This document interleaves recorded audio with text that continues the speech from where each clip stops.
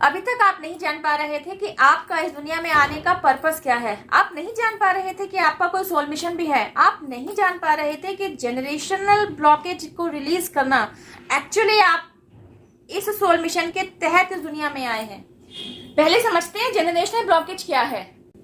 Generational blockage मतलब ऐसी परेशानी जिसे जनरेशन बाय जनरेशन झेला जा रहा है।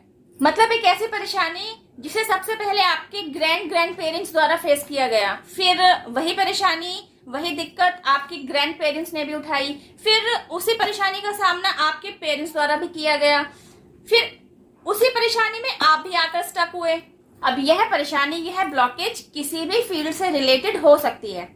अब यह परेशानी कुछ इस तरीके से हो सकती है कि बच्चे कंसीव होने में प्रॉब्लम आ रही हो, या बार बार अबॉर्शन होता जा रहा हो, या तकरीबन 10 से 12 साल के गैप के बाद उस परिवार में बच्चे का जन्म हुआ हो, या फिर ऐसी परेशानी जो फाइनेंस से रिलेटेड हो। मतलब हर पीढ़ी पैसे का स्ट्रगल ही झेलती चली जा रही है। अभी तक भी किसी एक पीढ़ी द्वारा ऐसी फाइनेंशियल स्टेबिलिटी को नहीं पाया गया जहां आप कह सके कि आपकी जनरेशन में आज की तारीख में मनी प्रॉब्लम नहीं है, मनी का स्ट्रगल नहीं है। या फिर ऐसी परेशानी कि हर एक पीढ़ी ने सेपरेशन जरूर फेस किया है। वजह कोई भी बनी हो सकती है, लेकिन सेपरेशन पीरियड किसी ना किसी जनरेशन में जरूर आया है। जनरेशन में सेपरेशन फेस को झेलना पड़ा। या फिर कोई परेशानी, कोई ब्लॉकेज इस तरीके का हो सकता है कि पेरेंट्स का अपने बच्चों के साथ अनबन रहेगा, भाई का भाई के साथ मनमुटाव हो सकता है, बहन का बहन के साथ हो सकता है, या माँ का बेटी के साथ मनमुटाव हो सकता है, या बाप का बेटे के साथ, या बाप का बेटी के साथ, मतलब भाई का बहन के साथ, मतलब किसी भी वजह से आपस में मनमुटाव का बने रहना।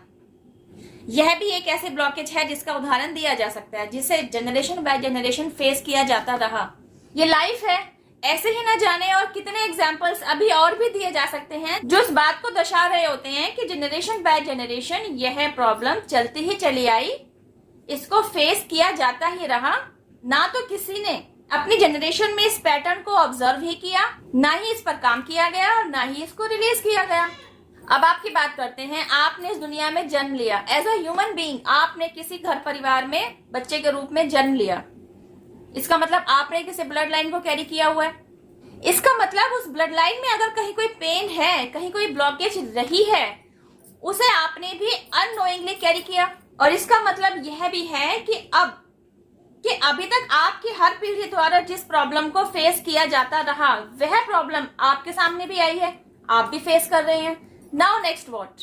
या तो आप अपनी पीढ़ी की तरह इस सीक्वेंस को जारी रखेंगे, मतलब इस पैटर्न को ढूंढेंगे नहीं, इस पैटर्न पर काम नहीं करेंगे, इस पैटर्न को तोड़ेंगे नहीं, और यह चीज आगे आने वाली पीढ़ी की तरफ इस तरीके से कैरी फॉरवर्ड हो जाएगी। या फिर आप ऐसा कर सकते हैं कि आप खुद से जुड़ सकते हैं, अपने सोल मिशन को ढूंढने के लिए डिवाइन हेल्प ले सकते हैं। तो जब डिवाइन हेल्प आपसे आकर जुड़ेगी ना, डिवाइन हेल्प आपके साथ मिलकर काम करेगी, तब क्या होगा? आप अपने ही ब्लड लाइन में चलते चले आ रहे इस जनरेशनल ब्लॉकेज को ढूंढ पाएंगे, उस पैटर्न को समझ पाएंगे कि क्या पैटर्न है जो आपकी ब्लड लाइन में चलता चला आ रहा है और जो पेन का कारण है, जिसने ब्लॉकेज इकट्ठी कर रखी है।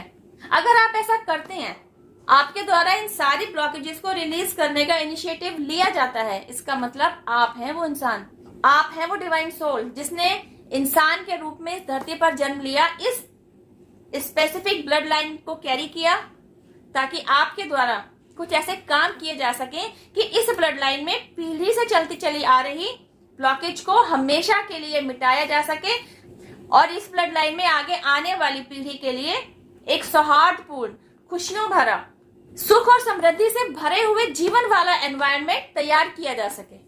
इस वीडियो में बस इतना ही। अब मैं आपसे मिलती हूँ मेरी नेक्स्ट वीडियो में। टिल देन हैव पेशेंस, रब्बा केयर, जय माता दी, take care, bye, stay blessed. और डिवाइन पावर जिनमें भी आपकी श्रद्धा है, आपके ancestors, universe, angels, spirit guides, mother nature, पूरा डिवाइन रियल्म, सभी को थैंक यू जरूर कहिए, इन्हें ग्रेटिट्यूड जरूर दीजिए, क्योंकि इन्हीं के प्यार, सपोर्ट, हेल्प, प्रोटेक्शन और ब्लेसिंग्स की वजह से आप यहाँ तक पहुंचे हैं। आपने अपना सोल मिशन अचीव किया है, आपने एक वंडरफुल लाइफ जी है। जब आप शरीर छोड़कर जाएंगे, आप कह सकते हैं आप एक बहुत ही प्यारा डिवाइन वर्क करके आए हैं।